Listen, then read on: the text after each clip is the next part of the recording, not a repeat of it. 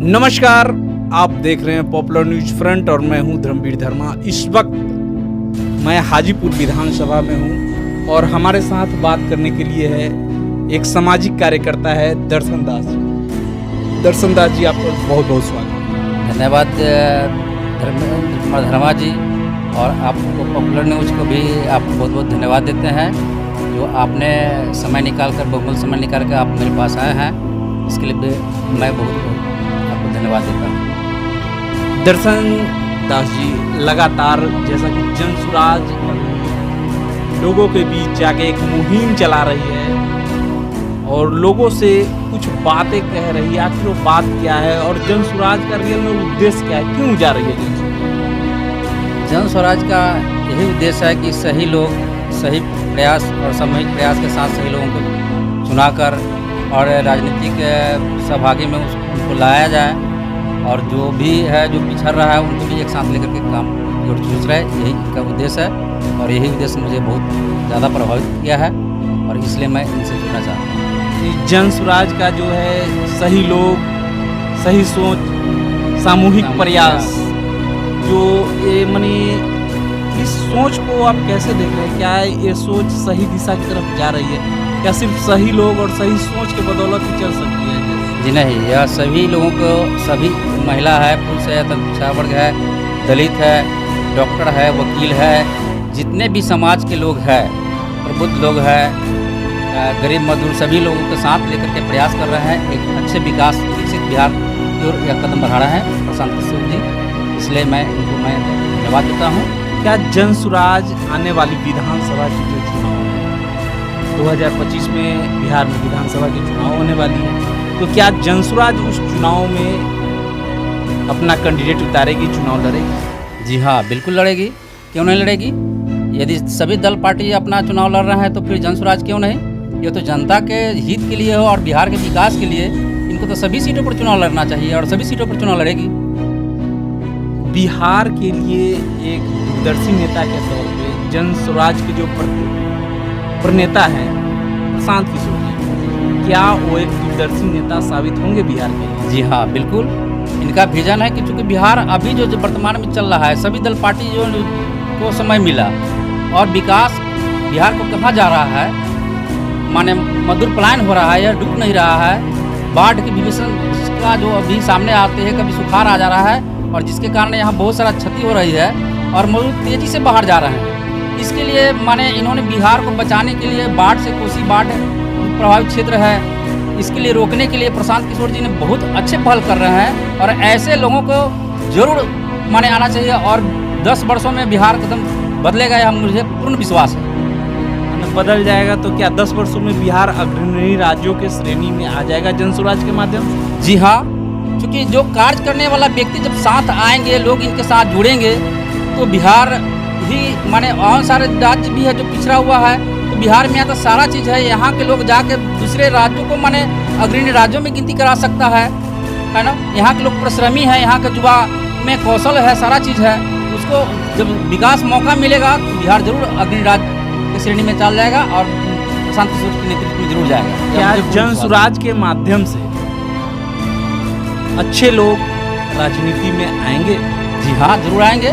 जन स्वराज जो बोला जाता है, जिसकी जितनी संख्या भारी उसकी उतनी हिस्सेदारी, तो संख्या अनुपात में जन स्वराज लोगों को भागीदारी देंगी, चाहे वो SC/ST हो, महिला हो, पिछड़ा हो या किसी भी समाज के लोग हो, तो उनकी जो संख्या अनुपात है उसके हिसाब से भागीदारी देने जा रही है जन स्वराज। जी हाँ, बिल्कुल देने जा रहा है। चूँकि अभी तक जितने भी पार्टी है, जितने भी माने अभी तक पार्टी है, वह अब माने पार्टी के शीर्ष नेता ही माने उसका टिकट तय करती थी। लेकिन जन स्वराज एक है कि जनता के सामूहिक प्रयास के द्वारा जो सबसे अच्छा कुशल कार्य करेंगे, उनके ही नेतृत्व में उन्हीं को माने टिकट मिलेगा। वह गरीब का बेटा हो चाहे वह माने किसी का भी हो, जो काम करने की जिसमें क्षमता हो, लगन हो, उनको जरूर टिकट देगी, यह मुझे पूर्ण विश्वास है। आप तो टिकट की बात अच्छे से कर दिए कि हाँ टिकट देगी, लेकिन जो अभी लोगों में जो जनता है, यहाँ की जनता, यहाँ की जो राजनीतिक है वो अर्थयुग आ गया है। बिना पैसे के लिए गाड़ी घूमेगा, हेलीकॉप्टर घूमेगा, उस सब में खर्च आती है। तो कोई गरीब व्यक्ति को अगर जनसुराज चुनाव लड़ा भी देती है तो क्या गारंटी है कि वैसे लोगों को लोग पसंद करेंगे? क्योंकि अभी तो अर्थयुग है, लोग पैसे को देखते हैं। क्या जनसुराज लोगों को ये समझाने में सफल हो पाएगी कि पैसा ही हर चीज़ नहीं है? उनका भविष्य तय करने के लिए उनका प्रतिनिधित्व, सही प्रतिनिधि उनका होना जरूरी है। इस चीज़ को क्या वो समझा पाएगी? जी हाँ, बिल्कुल समझा पाएगी और ऐसा प्रयास कर भी रहे हैं।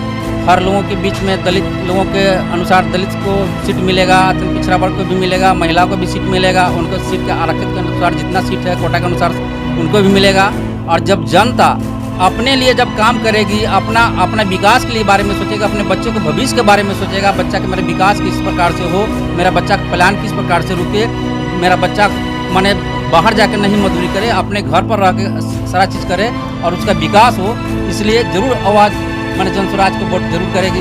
यदि ये अपना बिकना चाहेगा तो आज तक माने 70 साल 75 साल हो गया देश की आज़ादी होने के बाद भी वह कहाँ पर है, कितना विकास हुआ है, खुद जनता समझ रही है। इसलिए वह नया अवसर जरूर चाह रही है, तलाश रही है और वह जनसुराज के साथ जरूर जुड़ रही है।